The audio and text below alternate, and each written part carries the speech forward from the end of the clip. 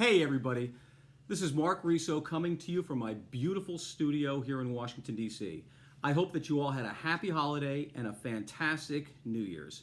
I myself have already broken 2 of the 3 resolutions that I've made for this year, and in about an hour I'll probably break the 3rd.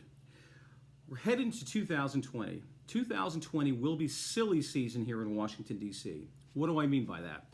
It is a full-blown election cycle.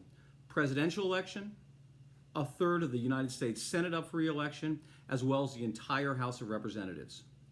As we head into 2020, I'll make you a deal. As I report on issues coming off Capitol Hill and the regulatory agencies, I'm going to be very straightforward with regard to the chances of anything happening on these issues. As I mentioned, it's silly season here. All these issues are important, don't get me wrong. But as business people, you need to assess, you always need to understand your customer. Issues are the same way. You don't want to spend a lot of time on issues that are important but possibly or probably not going anywhere. I'm going to come at you with no BS.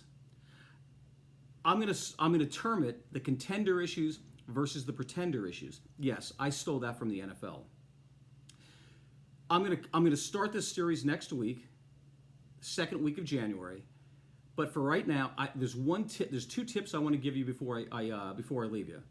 One is if you want to get more involved and you want to get involved in advocacy, lobbying, advocacy, it's called government relations. Start to spend more time on state activity for 2020. Washington, D.C. is very, very important, what comes off Capitol Hill. But what happens in state agencies, state legislatures, is very important to contractors because it hits your bottom line right away. That's tip 1. The second is, if you don't subscribe to the Riso report, you need to. It's free, there's no commitment, and I'll never share your emails. The bottom line, if you don't get the Riso report, you don't get it. I look forward to working with all of you in 2020. Thank you.